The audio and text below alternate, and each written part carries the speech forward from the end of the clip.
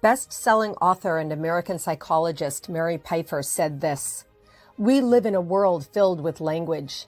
Language imparts identity, meaning, and perspective to our human community. Writers are either polluters or part of the cleanup team. Just as the language of power and greed has the potential to destroy us, the language of reason and empathy has the power to save us. Writers can inspire a kinder, fairer, more beautiful world, or invite selfishness, stereotyping, and violence. Writers can unite people or divide them." In this book show podcast, host, confidence coach Susan Axelrod asks women authors a simple question: which kind of writer are you? She invites each guest to step into the confidence zone to proclaim how her book can inspire. If you are seeking inspiration to create your legacy, take out your pen and pad. Your book, My Time, starts now.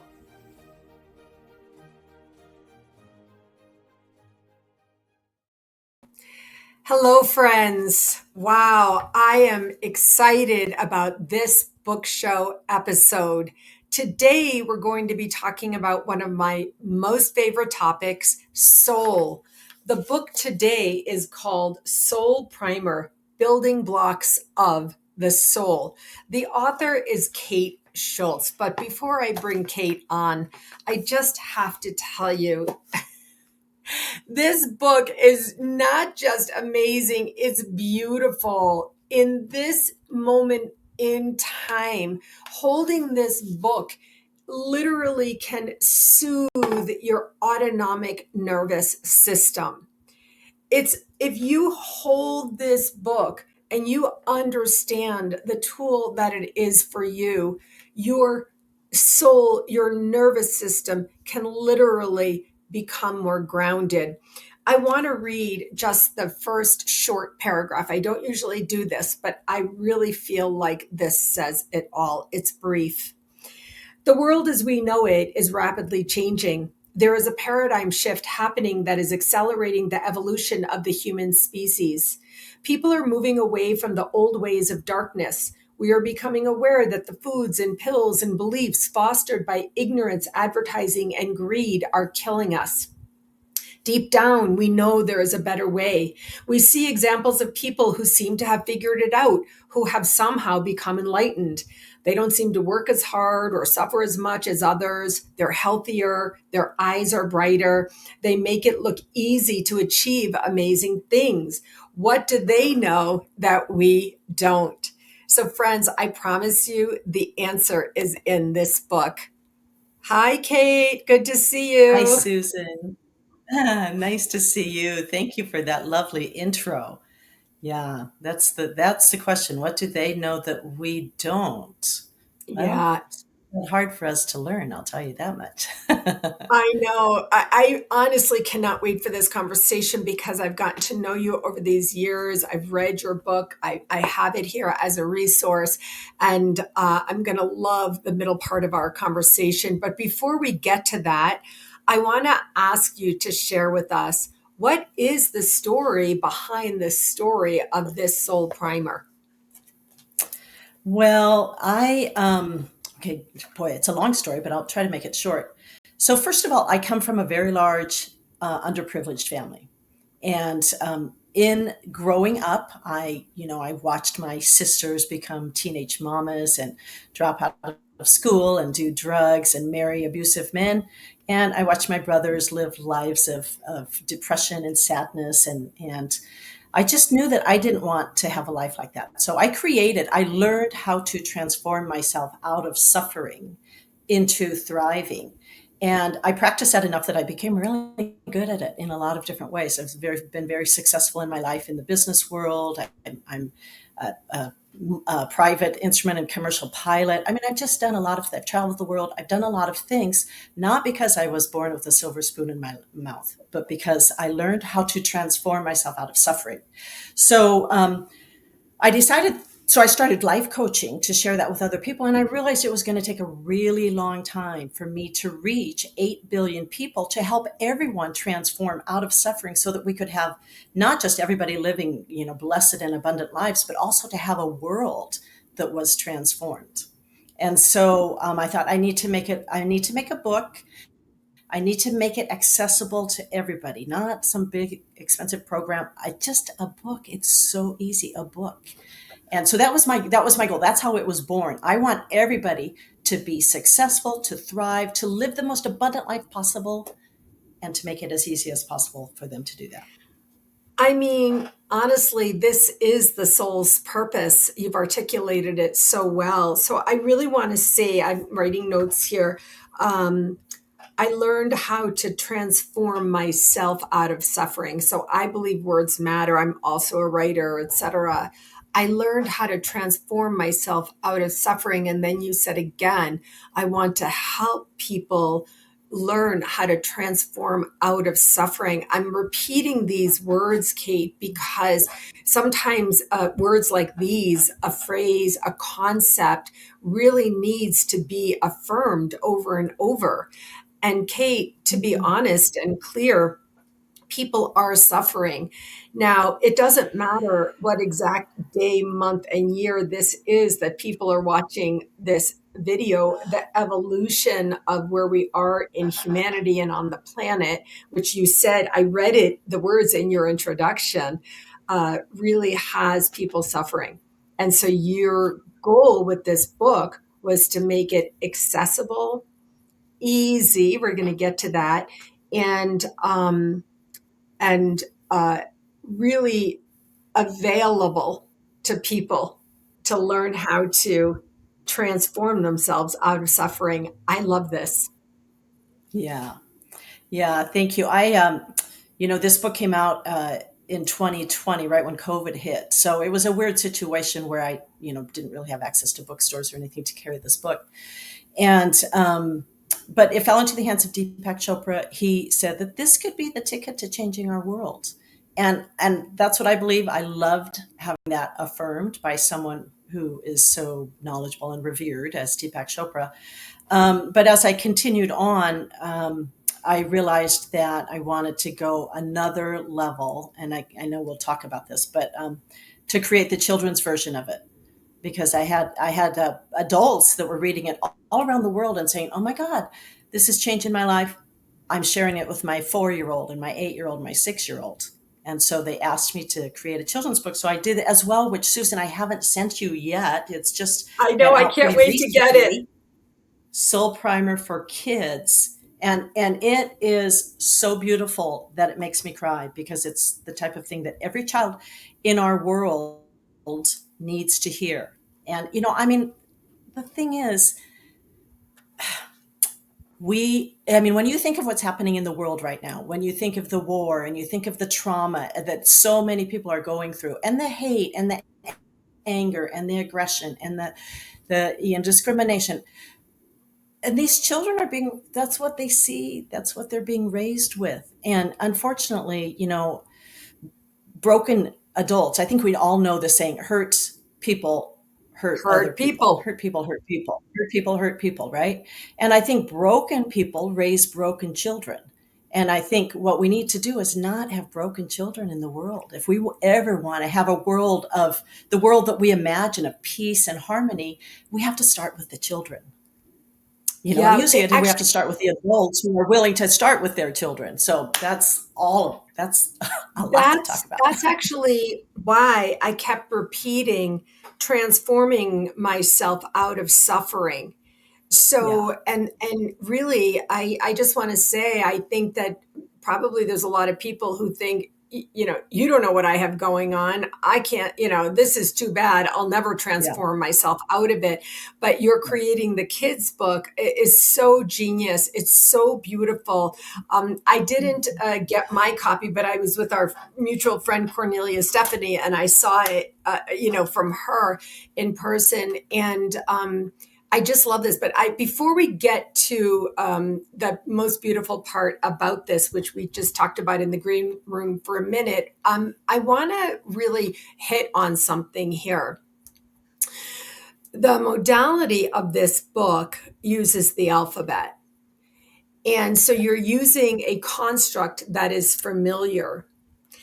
As a writer myself, Cate, I know what it's like to sit with your pad and pen maybe, or on your laptop with the blank pages. Okay, you begin a construct, it begins to fill in. But then you have choices to make, Yeah. constantly have choices to make. Do I want to say that? Do I want to say this? How will this be received? And in particular, this particularly applies in this book, because when you use the alphabet, you have a letter and there could be many words for that one letter. And so I want to like really deeply acknowledge, and I'm a writer, like I really understand what it feels like to sit and choose. That's what one of the things I think is so powerful about the book was you're putting your energy in, and you just told us the story of how you literally transformed yourself. So I can't think of anything like more real and more impactful than that. Do you understand what I'm saying? Like you Yeah. experienced what you experienced, then you went through the writer's process. There was no, in those days, there was no, ChatGPT or whatever. You don't just get stuff out of somebody else's mind. Yeah. You sat and you fed in from your own experiences. So, am I making too much of this, or was it not easy to No, choose the no, words? no. Actually, I'm so grateful you're mentioning that, because the thing is about people look at this book and it's like, it is just, this is the adults version, which is slightly looks different than yours a little bit because I just revised it this year. Yeah, Um, Equally beautiful, even more so. But so here's the thing: people look at it and they go, "Oh, it's an ABC book. That's simple. It's so simple." But you can't let the simplicity disarm you from the power of it. It's actually more powerful because of its simplicity. And you're right. For each of the letters, I had to I had to select something. I mean, abundance or A could have been 5 or 6 or 10 different things, and I chose abundance for A. And I tried to yeah, balance out with the other items for the other letters. But the hardest thing is that it's one page of text for each letter. So it's yeah, very difficult to take such huge concepts and boil them down. I mean, that's where the writer's skill comes in, because really the power of writing is in brevity. But brevity is way hard. It's way easier to just talk about something 3 or 4, a whole book long, but to make it one page and still make it powerful, yes, not easy. Yeah. So yes. so So, there's that. And I just want to say one more thing about that, because it's important, because you mentioned Chat GPT. Sure. Now, if you fed my format into Chat GPT, maybe they could make something similar. But here's the difference. Every one of these letters, because they were vast letters like empathy, I made empathy down to one page, and I wanted it to be as powerful as possible. So I meditated a lot, and I would get stuck. I'd read some and I'd like, how do I make this smaller? How do I make it smaller? And I'd meditate more. So meditation was built into this. So there's a deep connection to source was built into every single one of these oh my God. pages, I mean, which I'm is, telling it's a you, connection to the soul, not connection to some database somewhere. yeah, this is Yeah. like the definition of my word ridiculous. It's so good. It's so good. So, for example, M is for meditation, and it says meditation will change your life. It's that simple. So, just to And let it is. our listeners know that after the one page of text, which you distilled, right? You distilled it down Yeah. through what? Q for quietness, right? Then there's an ongoing goal for each one. So I really loved Q for quietness, because quiet was something that I had to break through myself, being a type A, listening to my own thoughts, and so on and so on and so on. And so it says quietness is a precious commodity. And then the ongoing goal, gradually increase your quiet breaks to longer and longer periods, and continue to record how the silence affects your well-being in a variety of ways. If I had had this, it would have been much easier for me. Like the guidance that you brought in, right? Yeah. You brought in guidance, you infused it here. Now I get to manage it. And then there's like beautiful artwork, So there's beautiful artwork embedded from various artists. And so this is how this goes. And I really wanted to acknowledge the infusion, the infusion that you gave it, which now you just revealed came from your own quietness and your own meditation and your Yeah. intentionality to keep things brief. I really want to thank you for that. Yeah. Yeah. Thank you. And it's interesting because, again, sometimes I like, okay, well, quietness. I mean, I didn't invent any of the words, obviously. I just, as you say, distilled them down to a really manageable practice. And it really is in the practice. Quietness is nothing new. Okay, it's good to be quiet. Probably everybody's heard that before. But the thing is, it's the practice. It's the system here that's in this book that helps us learn how to practice it so that we incorporate it into our daily lives. And there's 26 practices because there's 26 letters of the alphabet, and each one has a practice. And it's almost like we take the tapestry of wellness, and I've unraveled each of the threads of wellness, and I'm helping us practice each one at a time. And when you weave them all together, it creates a transformed life. It's That's ridiculous. the magic. Yeah, It's so that's good. the magic. And for kids, I mean, quietness. For kids, same deal. And it's 2 minutes. Practice the thing. It's for like 8 to 13-year-olds, although as Susan and I were chatting, adults love this book too. And adults using this book with kids is super powerful. But for a child, I'm babysitting my grandson right now, and they're like so energetic. But you know what? To learn even at an early age to practice just 2 minutes. Maybe we start with just 30 seconds. We set a timer. Yeah. Okay, we're going to be quiet for just, that's a beautiful thing for a child to learn, to help them manage our lives. It's a skill. It's a skill. I interviewed a neurologist recently on a podcast, and this is Mr. Western trained medical doctor neurologist. He happens to also be a holistic person.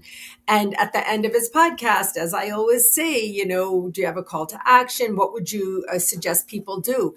And the very first thing he said, not like pop pills, find medicine, this, that. No, nothing like that. He said, the first thing I suggest people do is spend time alone.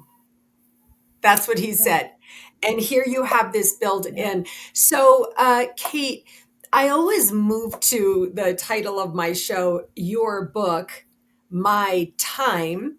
And I ask the question, why is your book worth my time? Now, we've already really begun to answer this question, but there's one thing that you just shared with me before we came on. I think that is seminal today. It's vital for busy, stressed, overwhelmed, anxious people. And I want to invite you to share with us, why do you think your book is worth my time? Yeah. So, the spirituality world is full of opportunities to go take 3-day webinars or go on a week-long retreat or do these programs. And I'm not saying they're not worth it, but most of us don't have the time. And particularly the busy workers and parents and stuff of the world who really need to have these things as much or more than any of us.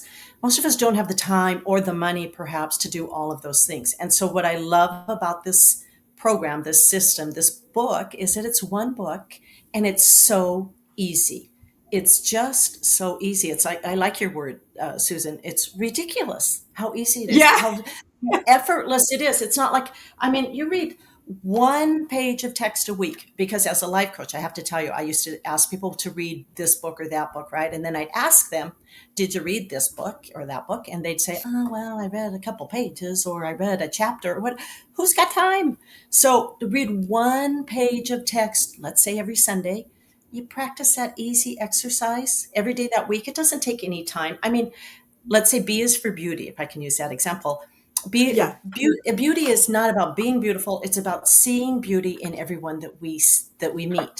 So your exercise after you read the one page of text, your exercise that week is to each day of that week make a walk through the mall, through your office, through the school, whatever, where you are intentionally looking at every single person that you pass and you're intentionally seeing them as beautiful. Doesn't matter what they look like on the outside. You're intentionally seeing them as a beautiful soul in whatever body, whatever life they're inhabiting at this moment. I'm seeing beyond that. And I just have to do that once a day. You're gonna on that walk anyway. You're just taking a couple extra seconds to look at people differently. So it's just so effortless and easy that anybody can do it. I think that's why it's worth everybody's time.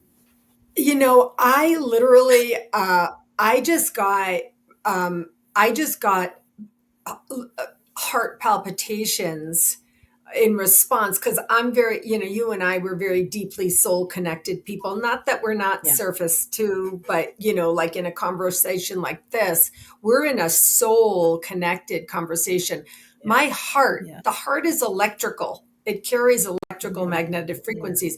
When you said that thing to look at the people, I swear to God, I felt that in my heart. But anyway, let me move on from that and say also a tool in the book, in addition to the what I just shared as the ongoing goal, your assignment is a daily reminder.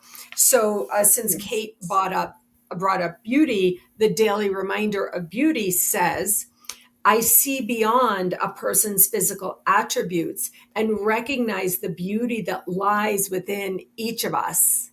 So that would be an example of a daily reminder. So, Cate, I totally want to say, I totally have to say this. I would literally have every person buy 2 copies of this book and put it in both bathrooms in their house. If you're lucky enough to have more, if you only have one, I swear, you may do this too as a coaching modality. I call it bathroom meditation. You're sitting there Yeah. anyway, and I talk about this with my clients. This is an active, it's brief. You've got 30 seconds, 60 seconds. What are you doing? Most of us now have their phone there in the bathroom, scrolling, Yeah. whatever. I love this. Excuse me for saying, I don't know if that's offensive to you, but I honestly love this for a bathroom book because you are right.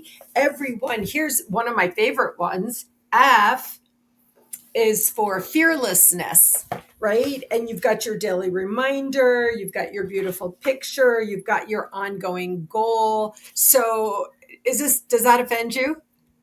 No, not at all. In fact, I love that. And I mean, I've heard now that it's been out a few years, the original one, the revised one's new, but that people have sometimes some people keep it right by their bed. And Jack Canfield, who said he read every page of it and loved it so much, he said it's the type of book I just want to keep by my bed and open up, before I go to Yeah. sleep. One guy told a story of having it at his breakfast table. So as he ate breakfast Sunday morning, he'd read that page on, over cereal, right? And he said, he actually told me, you know what, I was going to start a business, and then I don't, it's you and I who have started businesses, Susan. You know that it's always like, oh God, I don't know, should I, will it work? So he said, I was thinking I was going to, and then I decided not to. And then he said, I had your book open on D. D is for divinity. And I'll read you the poem there. It is, I am a beautiful divine soul with immense power. I am a spirit on a journey that cannot be contained. I am whole and healed from the traumas and wounds of this life. My powers are being called, and I can no longer play small. So this guy says, I had this open on my breakfast table and I read that. And he said, I was like, I'm going to go do it. I'm going to go start that business. And you know what? It was the third highest producing Kickstarter of all time. He made millions on that business from that poem. I mean, So that it's laced with soul. This book is laced with soul and stitched in power for you, for every reader to have access to. yeah, I love that. for every reader to have access to. So let's just call out, you brought up D for divinity.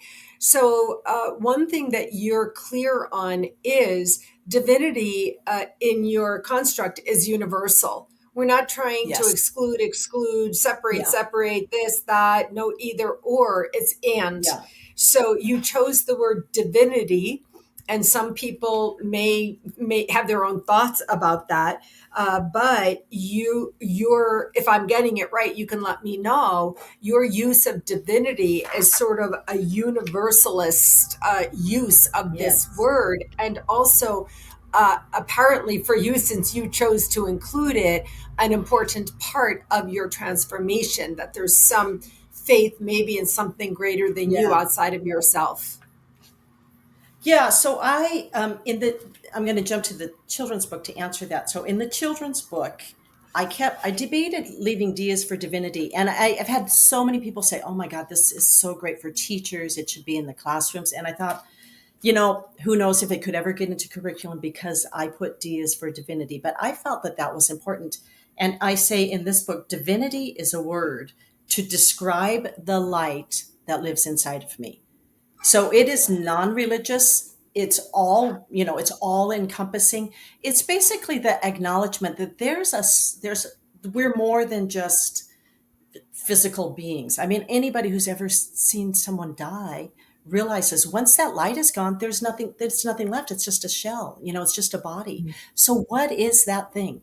What's that special light? And different religions call it different things. This is not religious. It's appropriate for all religions.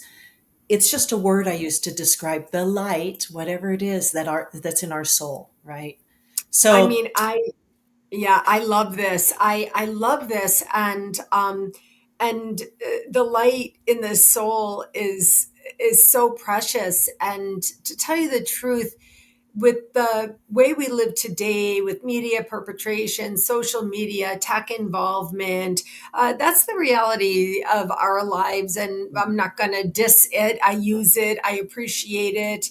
I've gained from it. But spending time out in nature is part of what really stokes and sparks that light, which is the word you chose for N, right? Nature, for yeah, obvious reasons. And so, yeah. yeah, I really love this.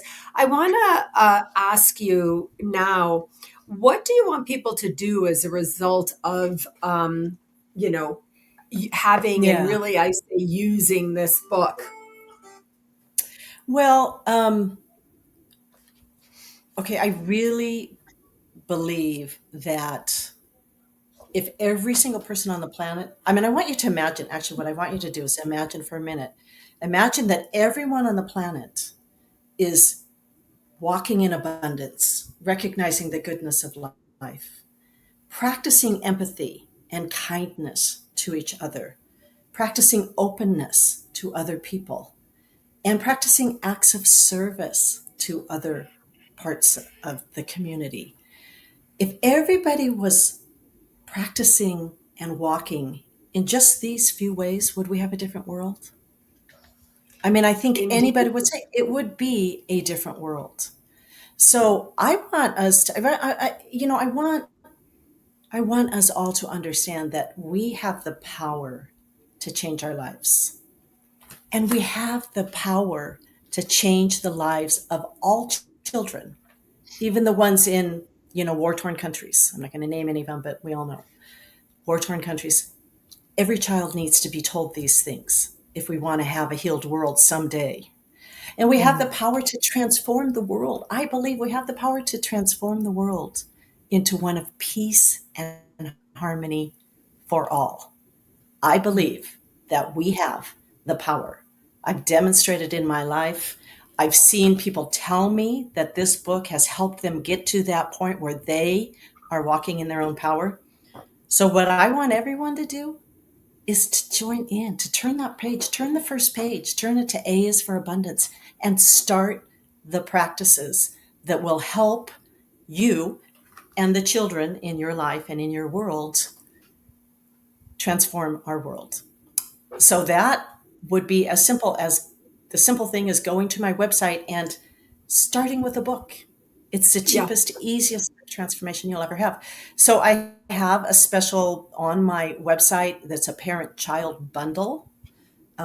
Be awesome if you would, every single person on the planet would buy that. That's my fantasy. Yeah. Buy the Yeah. parent-child bundle and start reading the book yourself and doing it with the child. Some adults buy the children book for themselves because it's fun, it's easy, it's colorful. So that's my ask for the world. Let's all join together to create a world of peace and harmony for all of us. Wow, that's like a prayer and a blessing. I mean, honestly, the simplicity of using arguably, maybe inarguably, the most simple construct that nearly 100% of humanity knows in their own language. There is an alphabet of some sort. There are letters in most languages. The construct of the idea of it is very simple. And I just want to take a moment to say, we live in the app world. Maybe there'll be an app for this someday. But to tell you the truth, some of us realize the benefit, the blessing, the beauty of having a book in our hands, sitting as a parent with your child, holding a book in your hands, reading with the child or sitting on the floor. You said that Jack Canfield said to you, I was a teacher also, as you were, Cate. And he said, I wish that I had had this book on my desk when I was a teacher to integrate it into my engagement with the children. You pick up a book, you open it up, you show the picture, you read the letter, you talk about the things. Yeah. Yeah. Yeah. Yeah, and that's true. He did say that, and because we were talking about, getting it into curriculum, and he said, some smaller schools and stuff will probably allow it. The bigger schools, it's really hard to get anything approved for curriculum, as we all know. But that's what he said. He said, I sure wish I had had this on my desk, and I was thinking about that myself because my first year of teaching was at a low income, high minority, inner city, pretty troubled middle school. So it was not an easy place to teach. And if I had had this on the corner of my desk, hey, teachers out there, if I had had this on the corner of my desk each Friday, I would have opened it up and said, hey, let's talk about empathy. Let's do this exercise. There's a fun exercise for empathy. Actually, it's an empathy charades. Can I share it with you real quick? For children. Yeah, of course. And it's basically you write down a list of feelings, cut them up into pieces, put them in a jar. One player picks a feeling out of the jar, and then he has to act it out. And the other kids have to Wow. guess what he's feeling, right? That's empathy. Guess what he's feeling, and then offer an appropriate behavior. So, like, for example, if he's acting, I'm sad, crying, whatever, then they go up and they offer him a hug or whatever it might be that would be appropriate for that emotion. So it's really, there's, this simple to more sophisticated exercises in this book. But I mean, honestly, the middle schoolers in that school that I taught in, I would have loved to have had something like this sitting on my desk, just some exercises to do with them to help develop their emotional intelligence. Right. I mean, when we first started talking to prepare for this podcast discussion, and you told me that you were a middle school teacher, and then you said children ages 8 to 13, again, as you know, I had an electrical response. I'm not kidding. I'm talking about EMFs now. I'm talking about the frequency with which we live, because frequencies are being dimmed down by other tech things and whatever. I had a response in my soul that said, my gosh, the ages 8 to 13. I mean, any parent of an 8 to 13-year-old is just living in a sort of desperate devastation. And in my day with my kids at 8 to 13, there was no phones. there was barely Yeah. flip phones. There was certainly no Yeah. smart technology. The internet had been invented. There was email and so Yeah. on, but there were just the beginning of searches when they were 8 years old. But even then I was in devastated desperation to, grow good humans. And so for P, you have presence. Yeah. And the idea in Yeah. Qigong, I teach Qigong and we teach presencing. I mean, it's so good. So Kate, I'm going Yeah, to bring this to presence, there's so many practices for how to be present. And I realize, you're right. Technology isn't such now that our kids are on their phone all the time. I think we can all agree that's not ideal, and as parents, it's hard to, well, how do I get them off their phone? I mean, I used to do certain things with my kids, but anyway, this is, a book that you can say, okay, let's spend a half an hour going over this book and let's do one of these exercises. I So mean, yeah, also, yeah, also go I ahead. want to say that there's the Sunday breakfast of the guy you mentioned. I said there's the bathroom, but Yeah, also one of the most fraught times is for parents with families of 8 to 13-year-olds is like the pre-dinner hour. People are supposed yeah, to have been doing homework or playing, and then you got to get them to sit, if you even sit and have dinner. So this would be a time that I could really see, if you're making dinner, is it fantasy land to say that, hey, somebody pull out the book and give me a letter, let's talk about it? I don't know. Like, I want to yeah, keep it real here, Kate. Parents are yeah, coming in from work themselves, but if there's a yeah, resource, yeah. that they could use, it would be great, wouldn't it? Yeah, no, I agree. I mean, ideally, that's a beautiful scenario where it is parent led. Or again, I mean, I get it. That pre dinner hour, they're hungry, they're waiting. When's dinner going to be ready? I'll tell you what. And the idea is, again, it's a practice and a habit. I mean, if you just do it once, you're going to, I don't want to do that. But if you say every whatever, Monday before dinner, every Monday and Wednesday before dinner, we open up this book. You guys look at the book for a half hour while I make dinner, and you could read it to Right, me, and right, we can talk about it, right? right. So yeah, I Yeah, mean that's for nuclear families that have parents that are right. making Nuclear dinners. There's lots families, of right. kids that don't, but you know what, they can benefit from this. Kids like to read, so Yeah, there's so many different ways it can be used. And yeah. I think it's a bonus if we're getting them off the screens for a while and looking at a Yeah, I book. really want to say I'm very excited about this. Thank you for taking your time. I want to say thank you for the work, the time, the commitment, the focus, the Mhm. discipline that it took to get these books done. People, if they're not Yeah, writers, they don't know what I'm talking about, but I know what it takes. And I really want to acknowledge that and thank you for that. And yeah, we'll continue this conversation. Thank you yeah. so much. Well, thank you, Susan. I appreciate that. And it's true. It is a lot of work. I didn't write these books to be famous or to make money. I really wrote them to make the world a better place. And so please go to my website, buy yourself a book, buy one for your kids.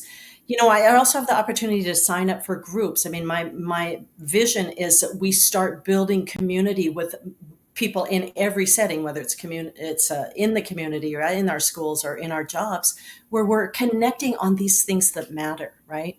So again, I just want to say, we have the power to make a difference, and we can step out in that power. And this is a good tool for us to be able to do this. So let's do it.